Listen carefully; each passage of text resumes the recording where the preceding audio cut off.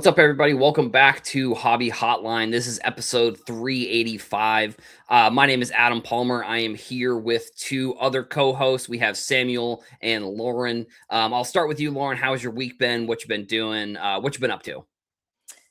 Week was good until the Magic played last night and broke my heart into a million pieces. So can't recover from that very quickly. Generational collapse. Yeah, unfortunately. And then we have Samuel. Samuel, I think you're a Philly fan, so we might be at odds this episode potentially, I think. Yeah, it's been a good week for us Philly folks. You know, we got the Flyers winning in overtime.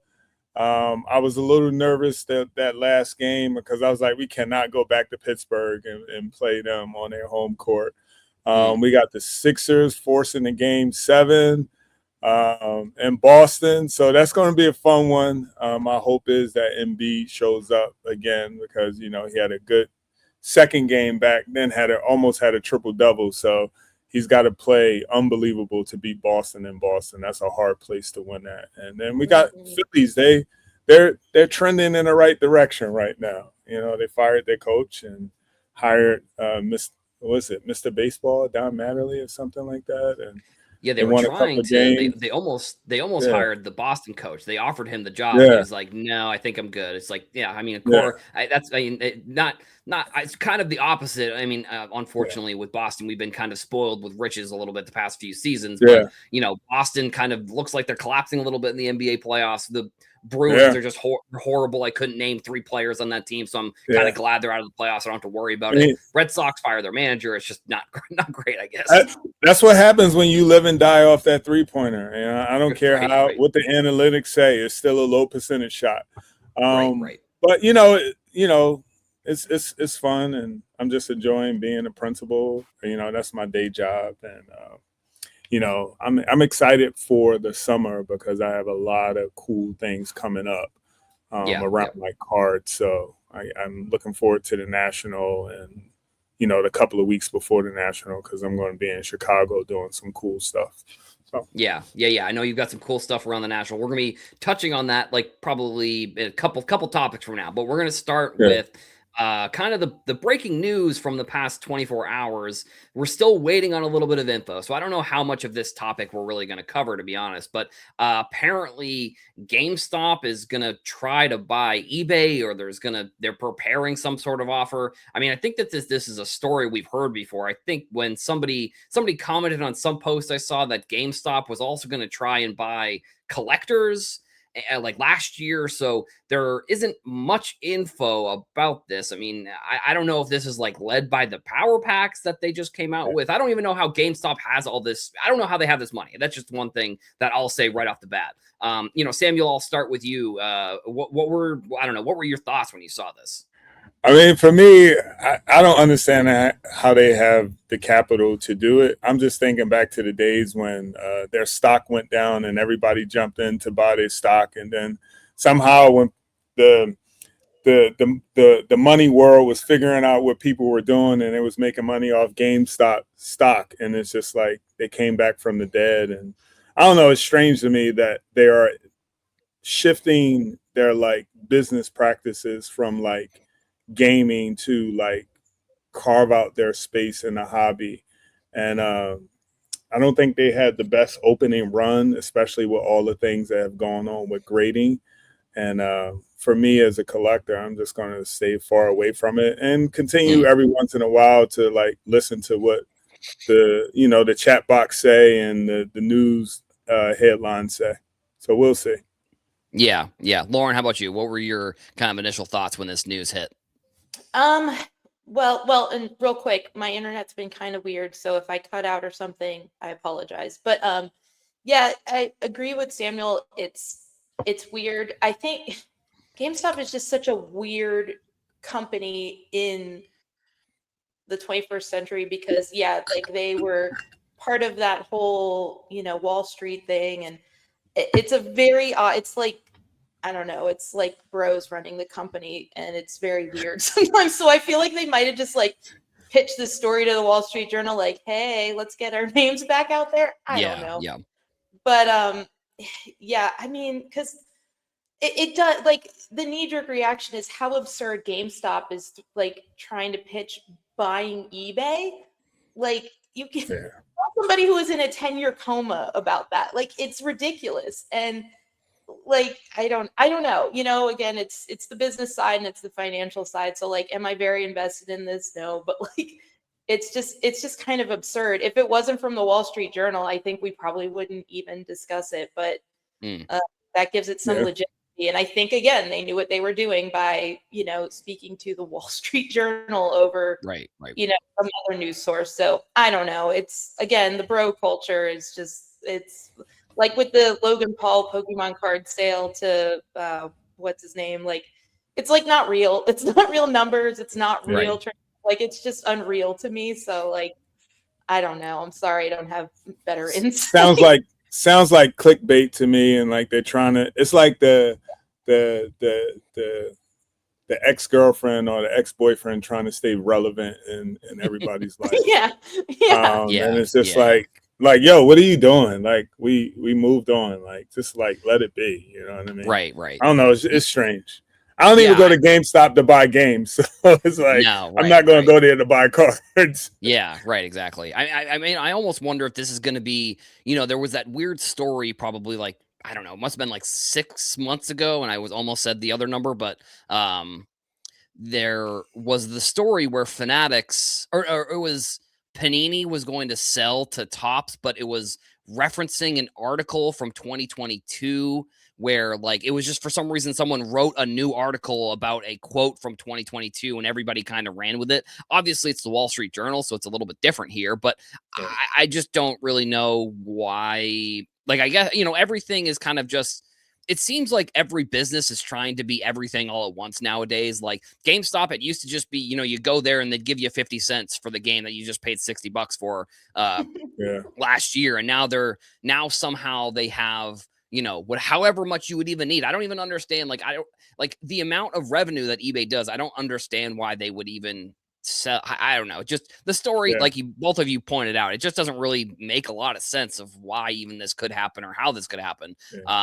Or how GameStop has the capital. I don't really know. And it's, like I said, we just touched on it a little bit. There's probably going to be more stuff, hopefully, that comes out that'll give us a little bit more info. I want to give a shout out to everybody in the chat as well. We got, we got some good comments in there. Yeah, we got some of the regulars in here, Mad City Brew, Confluence, Foul Ball, Peter said good morning. Hi from Tucson. Yeah, everybody, if you are in the chat right now, make sure you drop where you are actually watching the show from. I always get a kick out of seeing, you know, people watching all over the country, and you know, sometimes we get people overseas watching it. So if you're overseas, make sure you drop the location. We got some debates going on too between Foul Ball and Stel Gum. So yeah, wow. I can't believe that. GameStop doesn't have the money, and then it's back to back. GameStop doesn't have the money, then GameStop does have the money. Again, business nowadays, it's like moving around money from different departments. It just seems like I have no idea how businesses run nowadays. So it's like, I don't know. We'll see if there's anything that ends up coming out of this story. I think Abelin Vegas if I'm saying his name right, makes a good point. In what ways can GameStop improve eBay? Yeah, I think that's a great question. Mm-hmm. I don't see it. I mean, I just don't. I feel like GameStop is trying to figure out who they want to be in the 21st century. Do we want to sell games? Do we want to sell collectibles? Like, I don't know.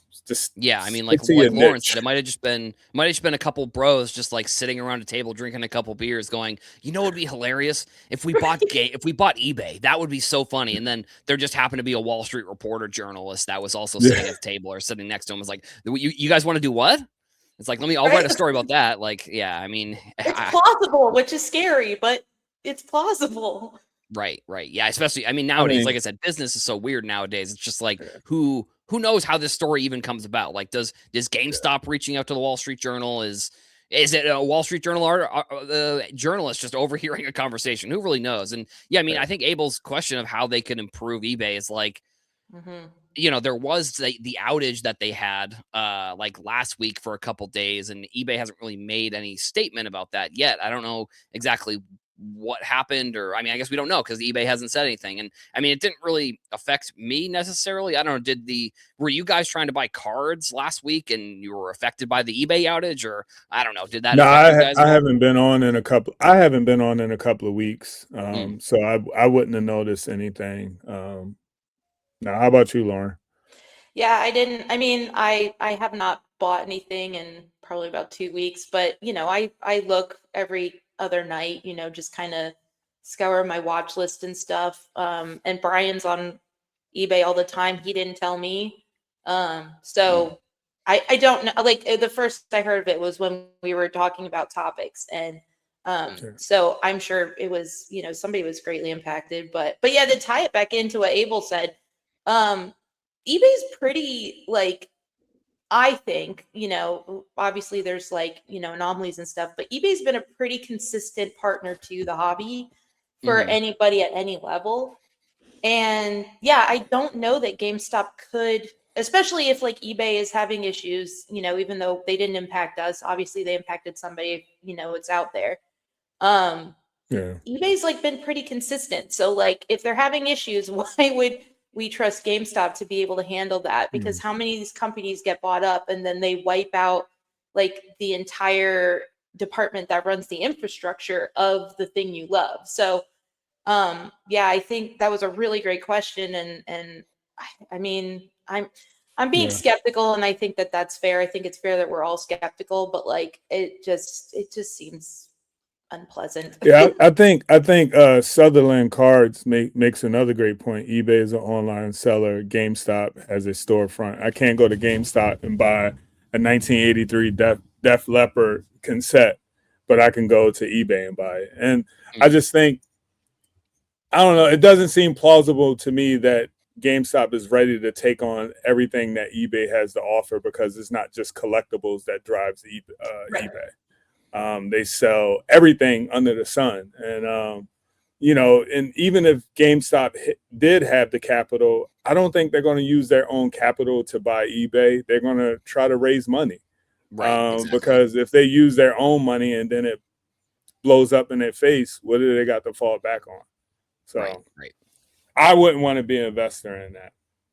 No, I mean, I think eBay luckily has made changes to their site catering towards sports cards in ways. Like there have been things added, they do the integration with PSA where you can see the certain grades of cards that are in listings. There's stuff like that. There's, they've added tons of different things. There are things I wish they would improve. I wish they would improve, I don't know, some of the shill bidding that goes on, some of the, just listings like they made the change recently where the winning bidders can't cancel their bid after they've won the auction, which I didn't even realize that was a thing. Like, I think it's more just, they don't want people, messaging the sellers, be like, hey, my dog clicked on the button and that's how I won the auction. I think that's sort of what they're trying to avoid, which is, a pretty typical story nowadays with dogs trying to buy cards on eBay. But yeah, I think if there was, I mean, again, I don't really like, this is maybe, I don't know, ranting a little bit, but with eBay, I don't like how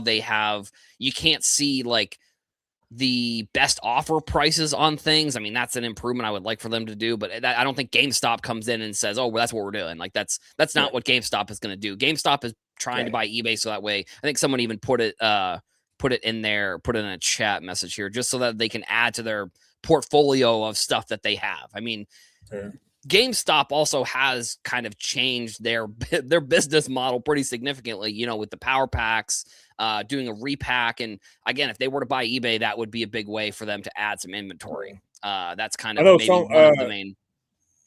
Yeah, Sutherland mentioned, could GameStop just purchase the collectibles part? I mean, I don't see how that benefits eBay just to sell off a portion of their revenue that comes in. Yeah. Right. Yeah. Right. Yeah. So, I mean, hopefully there'll be some more info on this. Maybe it'll just be a story that was a one-time thing and we won't hear anything about it. Maybe GameStop is monitoring comments and they're going to see that everyone doesn't want them to buy them. And they're going to be like, okay, guys, sorry, just kidding. We're not doing that anymore. Or they double down in the nightmare. Yeah. Right. Yeah. Or they say, actually, now we're going to pay more for eBay. Yeah, I don't know. It's going to be, it's always an interesting, Friday afternoon news dump here sometimes in the industry right before the show is, I guess, not a bad thing because, it gives us an extra topic. But I mean, I do have one question though, because like I have a PlayStation, I have a Nintendo, so like I'm like generation one of like gamers. Like I grew up playing Nintendo and Atari and everything. So my thought is like, is this also the idea of this sell? Is it happening because like GameStop feel as though like no one isn't buying games anymore or playing video games? Like what does that market look like, and is it still thriving? Like, I mean, even when as a principal, I think about like my students. Like, yeah, there's a handful of them that's still playing Fortnite. But I remember when Fortnite was at the forefront of everybody's mind. I don't hear much talking about it anymore in school circles. After the popular term 6-7. But I don't know. Maybe that's why they're trying to diversify their portfolio. Yeah, and I mean, I'm in a similar boat to you, Samuel. I mean, I still buy physical games because I like having the cases. I don't know. So, but I think that, with Microsoft, for example, they have a thing called Game Pass where you can just download any game you want for $30 a month, and there's no physical version. So it's like, and I don't know and I know that, systems nowadays are pretty large in terms of how much storage they have. So that's what I do with my PlayStation. Right, exactly. Yeah. And I mean, that's other than like Call of Duty and Madden, I think I buy those every year. Other than those two games, any games I'm buying are just digital. So, maybe that is what they're looking at. Maybe they're looking at the passing by of, the physical games, and they're like, okay, we got to figure out something else to do. That's maybe potentially what they're looking at, I guess. I don't know. And even in my existence, I'm just thinking about like all the games that I've bought from like high school and middle school. Like, it's always been from like Target, Sam's Club, or like Walmart. I never walk into a GameStop and say like, "Oh, I want to buy this game." You know what I mean? Like, I don't know. On the shelf back here, I've gone to a retro gaming store before I've gone to GameStop. You know what I mean? So like, yeah, right, exactly. I'm not trying to bash GameStop, but I haven't been a consumer of that store at all. Right. So we're gonna switch topics here a little bit. So any other last minute thoughts before we move on to some more card related stuff? I'm good. Cool. Good morning. We're on the big screen at the shop. Have fun. That's right. Thank you, Sports Card Shop. Shout out to them. They always give us a shout out there and put us on the screen. Really appreciate that. So a topic that I think a lot of people probably saw coming, I would say. There was a post that right when this product first came out, like the blue the blue Josh Allen was selling for the same as his blue rookie autograph from Prism. And anytime there's a new product that comes out, most people know that most people I guess most people know. I don't know. People still are buying these cards. So maybe people don't know this. But people are buying. The prices have gone down pretty significantly on a lot of cards, on a lot of the like inserts. Like I saw one of the Kaiju Jaden Daniels sold for $13,000 when it first came out. Now it's down to around $3,000. Obviously this Josh Allen has kind of dropped from $7,500 to $1,100. I don't know, Samuel, I'll start with you. What are kind of your thoughts on just some of the dropping of pricing here, with Topps Chrome football? So I'm writing a curriculum on cards right now, and the first part of my curriculum has a lot to do with like the card market, like the historical context of it, the tools and the analytics, like all those things that have created the market that we see today, this like digital market that we follow from like 30 years, 40 years ago of just looking at like Beckett books and all those different books to look at the index prices. And for the life of me, I just don't understand how modern cards, just when they are out, they just have like these high end prices. And then, when that boom happens for those cards and then the market stabilizes itself, it's just like, and as a collector myself, I just don't see how some of these cards can be worth more than like vintage cards of like players who have like proven themselves and I don't know. It's just strange to me how the market be marketing sometimes, and it's just like it's on one hand, like you ask yourself, is this sustainable? Sustainable, and on the other hand, it's like, damn, so many people is like holding the bag right now, and Right. and it's you think about like, I think about like socially and emotionally and psychology and like the world that we're living in now with everything that's happening from around like gas prices and everything. And it's just like, oh, I bought this card as an investment. And the hope is that the $7,500 price should like 2x itself or 3x itself. And then a week later, I lose almost $6,000. Like 85%. Yeah. yeah, it's crazy, man. And I just think people need to be more informed and more aware and like don't get caught up with FOMO and just like take your time when buying these modern cars because the variables are different compared to when I collected. You know, as a kid when I collected, we looked at the stats on the back of your card. We looked at your popularity and not necessarily if you got hurt it had an impact on your prices. And we wasn't even like thinking about cards in that sense. But now with all these just different variables and pieces of data that are driving an individual player's card market, whether they won an MVP or whether they made an all-league team or if they got hurt, they had a bad season, they got cut, they got waived. It's crazy times, and I just think people need to be more aware and informed when investing their money or credit into these modern cards. Right. I agree. And Lauren, how about you? What are your thoughts on just the overall market for Topps Chrome football, or maybe this specific price? I mean, just in general, I suppose. Yeah, I've been trying, and I was listening to Samuel too. What, Chris? I was listening to Samuel and also thinking like, I don't know. There's so many moving parts, and I'm like overthinking it at this point because I'm like, I hope the person that sold it for $7,500 that got them out of a tough spot, or like paid for their kids to go on a field trip or something. But I don't know. It's just so weird. I mean, and this is the pattern with new product. The FOMO is a huge driver of, the high prices, and will it ever reach the 7,500 number again? I don't know. And, maybe this is just like, I mean, I'm sure there's a broad sample of cards that like this went through, but overall majority, hopefully this is not like the trend. They're selling for crazy numbers that are just like unbelievable.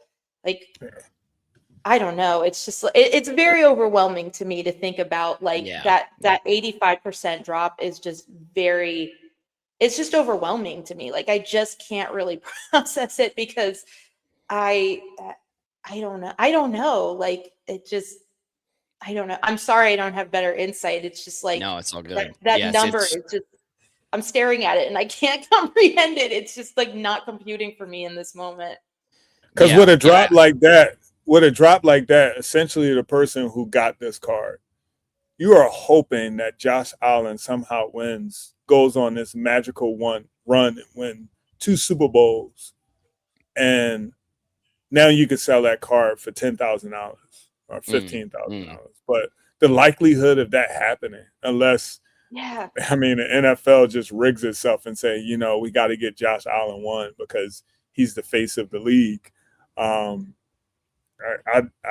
don't ever see that card going up like that. And just think about, I was looking at Instagram posts of like just all these top basketball cards that people invested in the hype of the boom, from the Bobos of the world and Patrick Williams of the world, and what those cards are worth today and what a person paid for it with the hopes of like, this player is going to be an all-star, which I think Bobo should be in the NBA, but I'm not going to jump on that hill right now. But you left holding the bag, and now you got this card that you paid $15,000 for is now worth $225. Like, how do you even sell that? You know what I mean? Right. So Yeah. Right. you might as well just hold on to it, and it becomes a Yeah. placeholder. And I just tell people, be careful, man. Be careful, especially now. Like when we look at the market, modern cards, they have this rush for like 2 to 3 weeks, but no one pays attention to the fact that 90s cards are still driving the market, vintage cards are still driving the market. And like these are cards that have never been made before, but everybody's waiting for this new release with the hope of like, I need to get in this moment, because if I don't, and I think that's what's going to kill a hobby on the back end. And you have a lot of people leaving because they got in it for all the wrong reasons, as opposed to thinking about, I'm collecting because I love this player. I enjoy watching him or her. And I have some memories, that makes me want to buy this card, as opposed to like, I'm buying this card with the hopes that it's a long-term investment. Well, not at 85%, not at an 85% decrease. Right.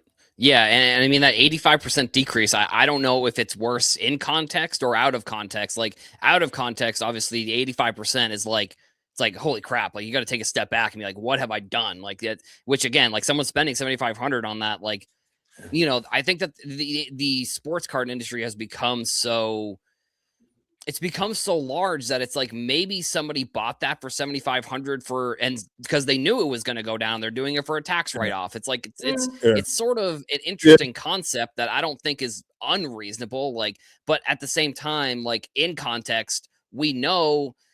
And again, I have been screaming this from the mountaintops for every time there's a new release, the product goes down in price every single time. I mean, just in this example, you could have bought 7 of these cards for the same price as you bought one. And it's like, and then again, in context, it's like the 7,500 is the exact same price as the rookie Prism autograph, which there's only 99 of, I believe. These ones, there's 150 made. So,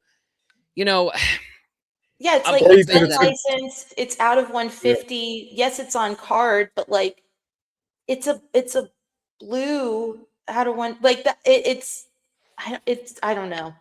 I don't know. Right. I'm Or sorry. Yeah. you could have took that money. You could have took that money and bought several vintage cards who are going to keep their appreciation. Are going to continue to go up, and you could have reaped a profit from that sometime down the line. And as someone who goes to a lot of card shows, from small shows to large regional shows and almost grand shows that we see all across the country, I often walk the floor and I'm just like collecting data. I'm looking at prices. I'm looking at, and I often wonder, I'm like, sir, there's no one walking around here with that type of money that's going to buy that card from you. And you just Right. like, it's just like sitting there. And you might find somebody that says, I'm going to spend this money for that card. But oftentimes I wonder, like, sometimes going to shows where you see the same vendors, they're holding on to the same cards with the hope that somebody will buy this $8,500 Josh Allen that I have, that I know has decreased, 75 to 85%. Right. And I mean, I guess I hope that this wasn't, now granted, a $7,500 card to buy for your first card that would be insane. I don't know if I've spent $7,500 on anything in my life, but maybe my master's degree, but that's neither here nor there. I'm still paying that off. But, you hope that it's not somebody who this is their first card purchase and like in literally 2 weeks, it goes down 85%. Like, I just worry that, and this is the case, I think, for a lot of the cards, not even just Josh Allen. I think this is the case for any of the Jackson Darts or any of the, Shador Sanders or any of the players that are coming out of this product. The case hits, for example, they're doing that as well. I just hope that people, it just doesn't make any sense to me. Like, this is just the one thing that I pull my hair out at times, because I look at the cards and I say, why are people so impatient that they would be willing to spend, whatever, $120 when the Jackson Dart, for $120 for a Jackson Dart base Topps Chrome card, when literally that card's probably going to be a $5 to $10 card, if that. If you look at his Prism card, that's, I think it's like a $3 or $4 card. So like, that's what the price is going to get to. Like, we have the data to tell people that's what this price is going to get to.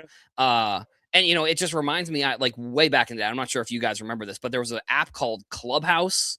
Yeah. Where it was like, I forget that. I don't even know how to describe it. It was a live room where people were The talking, audio and chat room. Yeah. Yeah, right. A live voice chat room, like Discord, kind of, actually, now that I'm thinking about it. But I remember someone being in there and they were like, yeah, I bought 3 LaMelo Ball Donruss cards for $100 a piece. And they're like, yeah, these should, and in my head, I'm like, oh my, I couldn't, I was mind blown. I couldn't believe it. The product had just come out and I'm like, these are going to be $1. Like, this is insane. Like, I couldn't. That's like Cooper Flagg's rookie card, you know, from the top right. base card. It's I didn't just want to like burst his seeing bubble, those but cards I for didn't want to burst his $100 is bubble. crazy. But it blew my mind, unfortunately. Like I felt bad for the person because I'm like, those cards are going to be $1 in like a couple months, like if not a couple weeks. Like, so, you know, I and Samuel, we were talking before the show more about, you know, the collecting aspect of these cards and trying to, you know, get more collecting back into the industry versus, like, in this scenario, you know, someone buying this, like you said, for 7,500, you know, they're hoping it goes to 10K, I guess, in theory. Like, I don't know how anybody would think that, but I guess maybe some people do. But it's like, you know, the Topps Chrome, for example, like, they've done a lot with it and it's been great. But like, do you feel like the Topps Chrome release has, you think that they've added more to the collecting side of the industry, or do you think it's more of this like transactional side potentially that you know, we're seeing with a lot of these sales? I mean, I think, from my personal opinion, the hobby is very transactional, especially when it comes to these releases and, you know, what you have to do to be a part of the Fanatics, under the Fanatics umbrella, you know, in terms of many of the card stores that I talk to, owners that I talk to, and the stores that I go to. And, you know, I think we need to figure out how to remove ourselves from this, move away from this transactional nature, because essentially it's going to hurt a lot of new people coming into the hobby, and it's going to cut out a lot of kids that's collected in the hobby. Because, you know, as a vendor or anybody selling this card or that card, that example on eBay, you see that like, oh, I just made $7,500, but the person holding the bag is like, how do you circle back to that person? What's that conversation look like? You know, are you just thriving off the fact that, oh, I made this one time come up, and it's like, now there's no residual, there's no circle back, there's no, you know, I don't know. It's just, I just think, as people who produce content and talk about this space and live in this space outside of what we do professionally, I think we also need to do a better job of making sure the nostalgia and the storytelling of the hobby stays at the forefront. Yes, it's good that people are making money in the hobby and they're able to change their lives, but I would say it's changing your life at the expense of someone else's demise, because they woke up the next morning realizing the card that they bought is now worth pennies.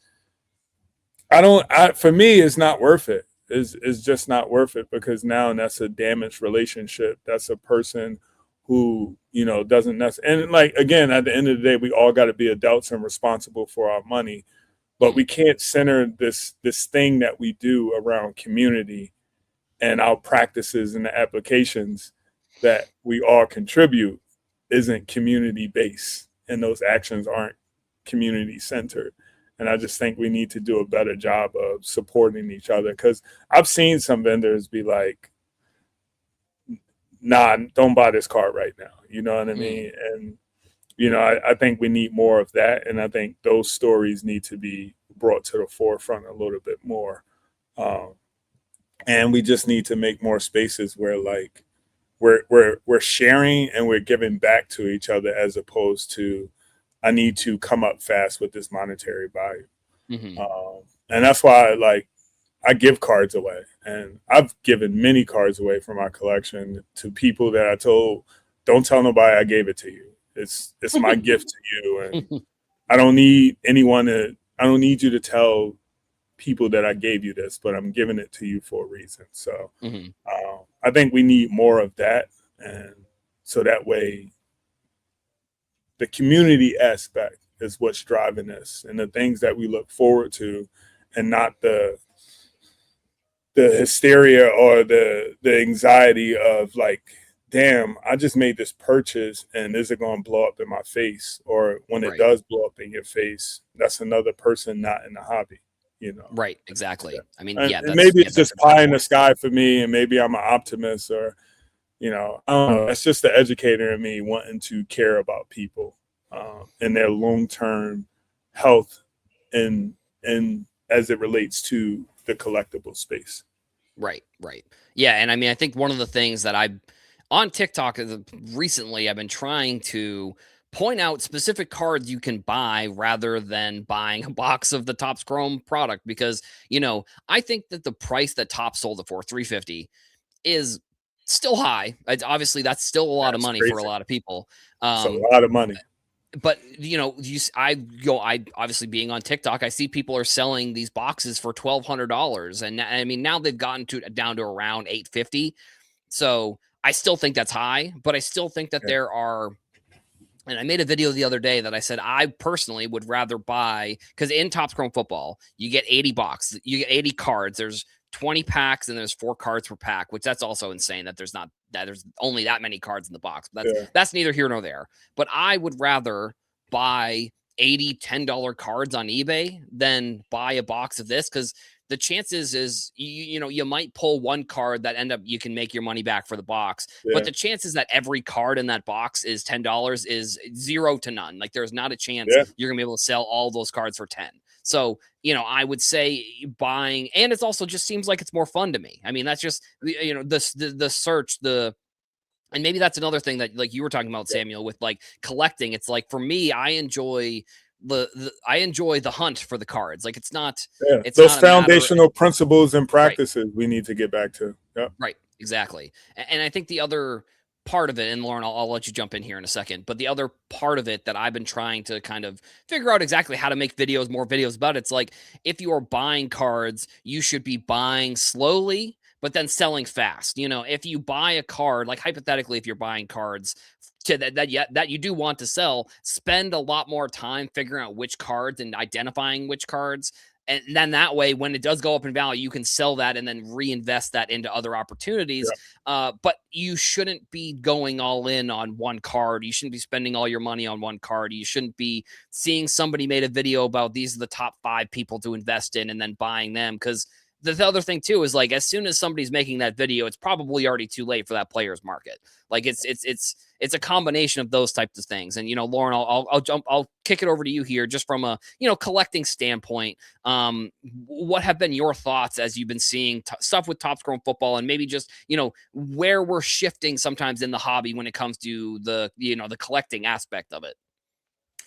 Yeah, I mean, I agree with both of you. Kayla collects, she had a quote, and I don't remember where it was recent, but I don't remember if she wrote it or said it or I'm not sure where, but I wrote it on a Post-it because it just it really, I was like, I need to remember this. And the accomplishment isn't in the result, it's in the happening.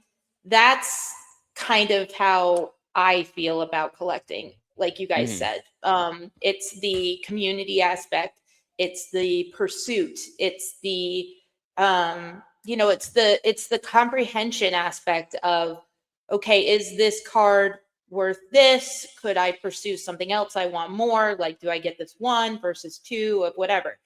And also thinking about how you collect. Are you collecting a set? Are you collecting a rainbow? Are you collecting a specific player at like whatever capacity? That I feel like for the 3 of us, at least, that's what our journey is, kind of finding the balance. And like Samuel said, connecting with people and offering up cards and having stories and collecting this experience. And Samuel's one of the best at documenting that experience, which is one of my favorite things about the hobby, is his stories and his how he digests and then expresses to us to experience it through him.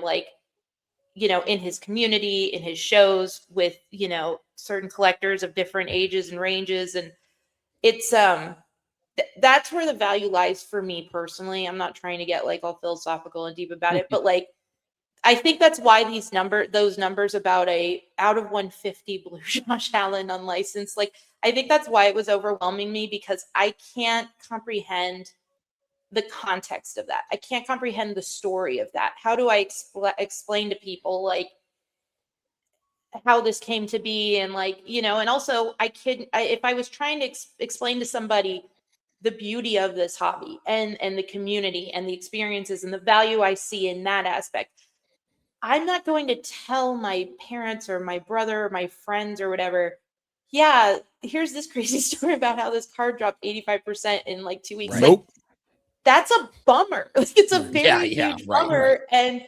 And, so it's like, I don't know. I mean, in the fabric of the entire hobby, it's a small aspect, and like in that, what I would share, you know what I mean? Okay.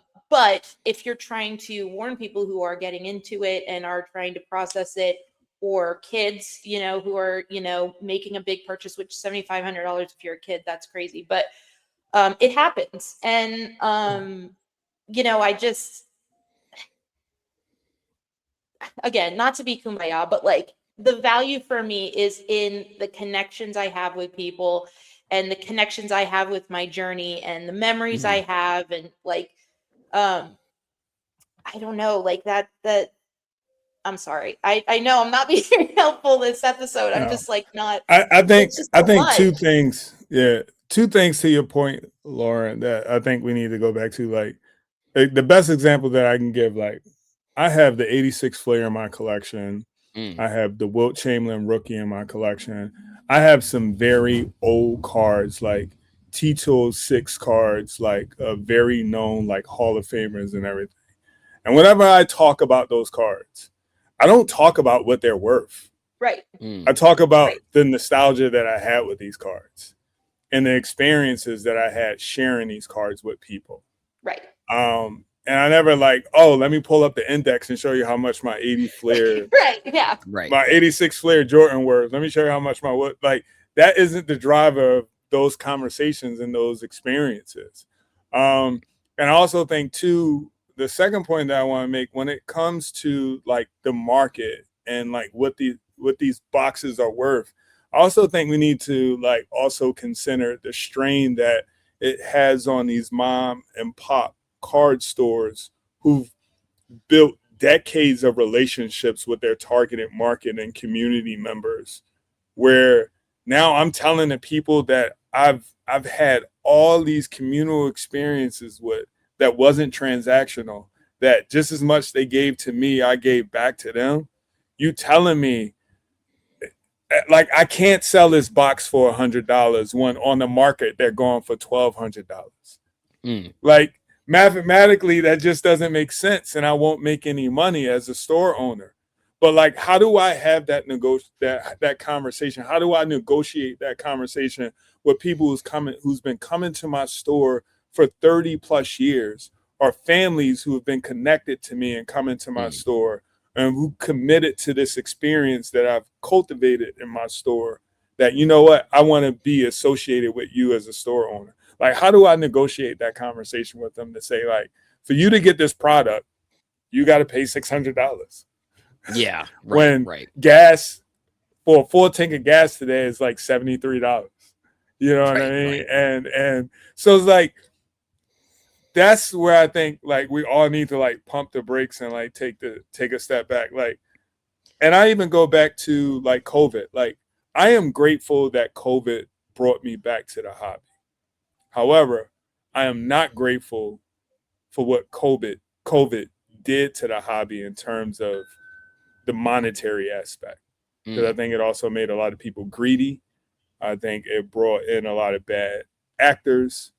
And I think it stifled the joy that we were all looking for and all looking to share. It shifted our point of view where like, oh, I could sit at home while the world is shut down and buy cards and make money, as opposed to going back to those foundational things that brought us to collecting in our individual communities as kids and as teenagers. So I think we need to keep those 2 points at the forefront, that like when we are telling our story, what are we centering our story around? And then like the negotiation that has to happen with these stores who've been at the bedrock of collecting, even in the moments where the hobby wasn't so mainstream, but they maintained those meaningful relationships with the collectors who keep coming back for more. Right, exactly. And yeah, I mean, I have a similar story. Like my favorite card in my collection is not like, I think it might be like valuable. I haven't really looked at the price of it honestly recently, but it was a Rolandinho. Like I was doing a lot of research on Rolandinho cards, and I found this one that was part of this like world set from like 92, I think. And you couldn't find them. So like I had an eBay search set up, and when the card popped up, I bought it immediately and I got it graded. But it was like I waited like 3 or 4 months for that card to even pop up in the first place because there were just no sales of it. So, that's one of my favorite cards in my collection. It's like the journey and finding the card and realizing, oh, I can't get it right now. And then it popped up and it was like, wow, this is this is exactly what I was looking to pay for it. It's those types of stories that I think are important, like you were saying, Samuel, in this industry to, tell people that like, because I think you're right. Like what happened during COVID was a lot of people got into sports cards because there was a lot of money to be made. Cards were doubling and tripling in a day. Like it was fast money that I think in ways helped the industry because it helped fund how people were buying and selling cards. But I also think it hurt because it gave people kind of maybe a little bit of a false expectation of like how easy it is to make money. Like how, because you could, if you bought a card in 2018, and you sold it in 2020, there is a 100% guarantee that it went up in price. You could buy you could buy any Zion card. You could buy any, Kobe White card, like all of these cards from the 2019 classes, like because of what happened with basketball then, they had essentially a whole extra off season where people could just speculate on how good the players were going to be. And that happened with all the sports just in general. It happened with, it happened not even with just sports. It happened with anything like Pokemon happened as well. It was just it was fast money that was made that I don't think is a realistic expectation. We have seen sales of cards continue to rise. Like I saw like a chart the other day that was like the March of, I think they went back to 2018. It went from like March of 2018. I think the total sales were like 8 million or 80 million or something. And now this past March, they were 600 million in total sales. So there was still growth, but it's like it's spread out, and it's not, it's not because a card went from $10 to $100. It's more like, it might even be some of those Grail cards, like some of the Jordans or some of the other cards that kind of, went, they went crazy. And it was just, I think it set up a little bit of a false expectation, unfortunately, for collectors in, just the industry or people getting in for the first time. Also, I think it was also too that like people just had these cards, Pokemon, for example. I just had a bunch of Pokemon cards from when I was a kid, and I was able to sell some of them for like $100. So it was essentially, I didn't buy it. I just was able to sell it. And that's how, sort of I funded some of the industry for me. Go ahead. No, go ahead. Finish your point. Oh no, I was going to move on to the next topic. I would say, I think my final point would be, if I wanted to be not like critical of this space, but offer some feedback, is like, we also have to recognize that like as collectors, we shouldn't be in competition with each other. Right. I don't care, like on my Instagram feed, whatever somebody shares in terms of a card, I want to take the time to like it and thank them for sharing it, especially if they connected a story to it, because that inspires me more to collect and take that deeper dive, whether it was a $2 card or a $100 card, you know what I mean? And I think we also need to like center ourselves around that. Like, I'm not in competition with any collector. I don't aspire to have the best collection in the world and the most expensive cards in the world. I do aspire to be authentic as a collector and share my story, but also make space for others as they share their story. And I think a price tag shouldn't define, you know, your worth as a collector in a hobby. It's the fact that you added something to your collection that you've looked for and you found the version that best suits you. So, you know, let us all partake in that. Right. And yeah, I actually, think we sorry. need to do a better job with that. Yeah, one last point before we move on to the national. I think the point that you made there is really good, where I think the only competition we should be in is just that you should want a collection that you like. Like, that's Yes. where I feel like that was another thing in COVID that happened. It was just people buying cards that they were just buying them because, you know, they saw someone's top 5 video, or which those videos are fine. You know, it's fine to make that type of content. I hope that people spend a little bit more time doing more research, but it's like the cards that you're buying should be cards that you like, not because someone told you to buy them. And I think that is another aspect of the industry that, you know, can be hard to decipher sometimes. I mean, just because, you know, those top 5 investment videos, those do so well on social media, like on YouTube and all those places. It's like, well, this person has 100,000 views on their video, I'm just going to follow what they're saying. It's like, on one hand, okay, sure. But on the other hand, it's like, you should be buying cards that you like, not because someone told you to buy them. And I think as we, you know, talking about buying cards, we have one of the, probably the biggest card show. We are entering into a time period here where we're, you know, although it seems kind of far away, it did, you know, the calendar did just turn to May. So we are getting closer and closer to the biggest card show of the year. And I mean, I'm super excited. And, you know, Samuel, I know you got a lot of stuff with the national. I mean, I'll let you do a little bit of a shout out here with some of the stuff that you've got going on. Yeah. So I am right. I think I'm right in the first like sports card curriculum that focuses on like 4 essential pillars. And it serves a purpose where like for our kid collectors who are in the hobby to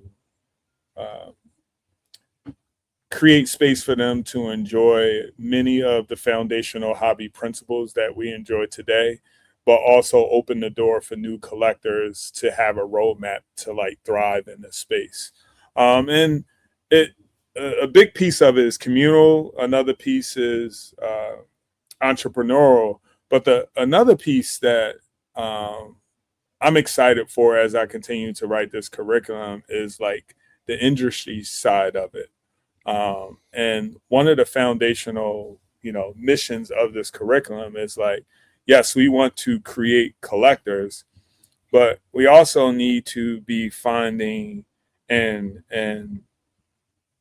space for who are going to be the next drivers of the hobby, you know, 150 years from now. Who are going to be the new executive, the new marketing people, the new card designers? Who are going to be these people that take the hobby to the next level? And, you know, how do we do that in a inclusive and equitable and way where like access is provided to everyone? And I'm excited I'm excited about the partnership, and I'm also excited that I get to like craft this with a lot of cool people that I've been connecting with at the national, and, you know, having their support to do this. And I'm also looking forward to the 46 National and, you know, some of the other stuff that I do with the National Live Studio booth and creating space for people to like share their cardboard stories and tell their cardboard stories and talk about like their cool projects. So it's going to be a lot of cool things happening with our immersion program, where we, you know, take a group of students from the city of Chicago and they come out and they experience the grandest show in the world, you know, and just the cool people they'll get to meet outside of the athletes, the movers and shakers of this hobby, where they're learning important information, you know, from the entrepreneurial side, but they also being submersed into the why, and that's being good and great collectors. and honest collectors. So yeah, absolutely. Yeah, it's gonna be. I mean, it's like I said, it's coming up. So if you haven't booked hotels and flights, definitely think about doing that in the next like month or two, or maybe even the next couple weeks. Lauren, how about you? What are kind of the things that you're excited for leading up here to the show? I mean, I like I said, I think we're within 90 days now. I think it's 88 days away. So how are you preparing? What are you kind of excited for? Yeah, well, yeah, it's an incredible show. You can have any kind of experience you want. We are, for the second year in a row, going to have a table, which is very exciting. And yeah, and I don't know the details, but I heard that the sales are going very well, that the VIP sales are pretty much, if not already, sold out, getting there. So I think it's going to be big. I know we say that every year, but I think it's going to be a very big show. And in the last 2 years, the National has made great strides to modernize, and not modernize in the sense that we're pushing away the past and the history of the show, but modernize in that you can't just live in the past. And this is a huge show. And of course, it's, the 46th. It's born in a different time than what we're in now. But there's a way, I think, and I think they're kind of striking that balance of honoring the history of this show while also recognizing that it's not the same as when it started and it has to move forward. And I think it's going to be a really good show. It's fun, it's exciting. You can participate in whatever capacity you want, which is what I really like about it. Yeah. We always tell people, like, even if they're like kind of, they purchase like a card here or there, we're like, you should go, you should check it out. Like, if you have any interest in this space, if it's TCG, if it's, vintage, whatever it is, you'll find things there, and it's fun. And also, circling back to what Kayla and other women in the hobby have said, the growth in the women just in the last 2 years and their presence and their value has grown. And I think that's great. It makes it a more, as Samuel was saying, equitable space. I think the National is becoming more equitable across, many different factions. So I think it's a great show. I think it's becoming much more inclusive and fun and exciting for everyone. It's not just sort of focused on one specific type of collector. And I think that that's a really good thing. So I'm excited. I think it's going to be really fun. Yeah. Yeah. I mean, I agree. That's something that I've definitely seen that's been very cool. I think this will be my, I've got 4 badges back there. So this will be my 5th. I guess this will be my 5th. This will be my Nomar Garcia Parra National. I'm excited for that. So, yeah, I mean, it's a time where if you are in this community, you're in the sports cards and you make content online, or even you just, you post your cards on Instagram, it's like you see everyone essentially for the one time every year, at least for me. I mean, I go to some of the regional shows around Boston, but for the most part, this is like my one big show of the year. And I mean, for me, it's going to be just content. I mean, I think last year I posted like 100 videos across the whole week. I was trying to do one every hour of the show. You were busy. Yeah, that was a crazy one, which now I figured out the workflow, and I'm hoping I'm going to do more this year, but we'll kind of see how that goes. But yeah, it's the growth in just every category you can think of, whether it's, women. Like, I think a couple of years ago they had Angel Reese was there, so that was like before she was even drafted. So it's definitely been a really cool experience to see the growth in basically every industry you can think of, whether it's baseball or whether it's Pokemon or whether it's anything. They've expanded the show floor as well. I don't know if it's doubled necessarily, but I know they added like a whole nother section, which is really great. And unfortunately, it is such a big show now that it can be hard to do in one day. But if you are there for one day, the main booths are, I think the other cool thing is you got the main booths like by the doors. Those are the people who have been there for like almost all the 46 shows. So it's like you're seeing people who are, they are people who have been in this industry who, maybe some of them don't even have like in big Instagram accounts, or some of them might not even have Instagram accounts at all. I mean, there's definitely an older crew of people that I've heard that like they all get the same booth every single year. They've been getting it for 20, 30 years. And this is, again, it's their opportunity to hang out with their friends, do the selling that they like doing. So it's going to be a lot of fun. it's going to be definitely something I suggest going to if you have that opportunity. I think it's at the end of July there. It's I always say the National is your second family reunion. Yeah, And, right, totally. You get there on day one, and it's the moment, and you get to see everyone, and then by day two, you on this emotional ride, and then by day three, you're tired, you're exhausted, but mentally you're just pushing forward, and then by day four, it's like, damn, I don't want this to end. You know what I mean? Right. Yeah, and then the last But it day when you're has to, flying home. Yeah. And then the last day when you're flying home, you're crying on the flight back because you're like, Yeah. that was so much fun. I just wish it would, like you said, I wish it would never end. It was, I think last year was like, it was amazing. It was, and I'm excited. I think this year's really going to good be show last year. Yeah, I think this No, year. it was an awesome show. Yeah, I actually road tripped there. nice. It was amazing. I made some stops in Ohio and Indiana to go to a couple of card stores, so it was fun.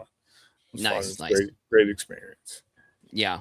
And I guess we've come up on the hour here, which is pretty ends up being pretty quick, which, one of the good things, one of the bad things about the show here. It always seems like it flies by. Any other topics you guys had from this past week that you wanted to cover before we kind of wrap things up here? No, I would just say, in the theme of the show, first, thank you to everybody who tapped in with us, and all the comments were funny. I appreciate everyone's viewpoint, but I would just say, enjoy the hobby, enjoy it, right. Enjoy it the way you want to enjoy it, and just as you enjoy it, make space for others. Right, absolutely. And with those words of wisdom, Samuel, I'll start with you here. Like, give yourself a shout out, let everybody know where they can find you, anything you got coming up. Give yourself a little bit of promo here. Oh yeah, so you can mainly find me on Instagram. That's where I post all my stuff. I haven't been posting much lately because I've also pushed myself to take a break, because oftentimes the algorithm becomes this hamster wheel of for me to stay relevant, I need to post, and I don't want to be that type of content creator per se. So I'm just working on projects, and every once in a while, I'll look through my collection and find something to explore. Right now, I'm exploring a lot of my raw cards because I have a ton of sets. So, I'm making these montages every once in a while to share pieces of my PC that I rarely share. But I'm just working on projects, and you can find me on Instagram at the Sports Card Collector. It's not spelled the conventional way, but if you just type in my name, Samuel C. Evans, I will pop up. And follow the hobby experience and share your hobby experience with me. Absolutely. Yeah. Thank you so much. And then Lauren, same question to you. What you got going on? Anything you want to promote here as we kind of wrap up the show? Not much going on. I will, just because I was sitting here thinking about it. I've been waiting to post them because I didn't want to jinx myself. I stitched these a while ago, but I got Inner Series. I got Paolo, and I got Cade, and I didn't want to post them because I am a little stitious, and so I haven't wanted to share them with anybody yet. But y'all get a free preview. Nice. But yeah, I'm getting back into stitching more. I'm able to find the time, and physically I'm able to do it. So right now So Laura, I got to give you your flowers, because I remember when I first discovered your Instagram account, and I was like, the way she allows us to reimagine cards, I'm like, why haven't anyone reached out to her to recreate an exclusive set or create an exclusive set? So I just want to say I really appreciate your creativity and how you create another avenue to look at these two-dimensional pieces of cardboard. So I truly appreciate it. Thank you. Yeah, I in talking about, circling back to what we were all talking about, the value, and how base cards, somebody bought them for 100, and now they're worth like pennies. A lot of my friends that I made in the hobby were card artists first, and that the beauty of being able to reimagine something that people deem not valuable into something that is interesting to look at and something reimagined. It's so fun. And I really, this is my avenue. There are people who have different avenues, and I think it's really cool. And I mean, now it's a problem because I hoard every base card imaginable, and I am like just in case inspiration sparks there. Exactly. Yeah, I'm like, no, maybe I could, see something in that. And here I am, like 5 years later, like, what are you doing? But it's fun. It's a different. It's two routes for me in my collecting, and I think it's fun. And yeah, so I'm trying to be more focused on that and better. I'm terrible about posting, and you guys are so good at the content and posting, and I'm not good at it. But yeah, Instagram is my main one, and I post apparently like every 6 months. And if you want a free sample, come to Hobby Hotline so you can see what I got going on. Yeah, right. Yeah, and I mean, I'll wrap us up here. I want to reiterate all the stuff we talked about on the show, with just sharing your collection and sharing all of the enjoyment that you have. And I think that's something that is hard to find sometimes. I think, the loudest things on social media, the stuff that gets the most engagement, is usually the negative stuff. So if you have the opportunity to share something, just know that even if 1 or 2 people are seeing it that also enjoy that, in my opinion, that's, I think, worth it. Like, some of the videos where I'm explaining certain things don't do as well, but I'm like, as long as a couple people can look at this video and say, hey, that helped me, that's good enough for me, I think, in some cases, even if they don't get as many views as the drama videos. But yeah, I mean, just go follow everybody here on the show if you want to follow me as well. It's pretty much everywhere: TikTok, Instagram, YouTube, and then Sports Cards Nonsense. I'm also doing videos with them as well, so make sure you go check them out too. I want to thank everybody in the comments. Thank you guys for coming and hosting the show with me today. That's basically all we got. We ran over a little bit of time, but that's I think we got some great messages out there, so I think it's definitely worth the extra time we spent. We'll be back here on the For Collectors YouTube channel. Not myself, and I don't think Lauren or Samuel, but there'll be 3 different hosts next week. I'll be hosting probably in 2 or 3 weeks. I forget. I'm doubled on the schedule this month, but I'll be back in a couple weeks. So if you're sick of hearing from me, just know you got at least a couple weeks off before I host the show. Get over it. He's the best. Yeah. Thank you everybody for watching. Thank you everybody for listening. Make sure you share the stream as well if you are on YouTube. Thank you everybody, and we'll see you in the next one.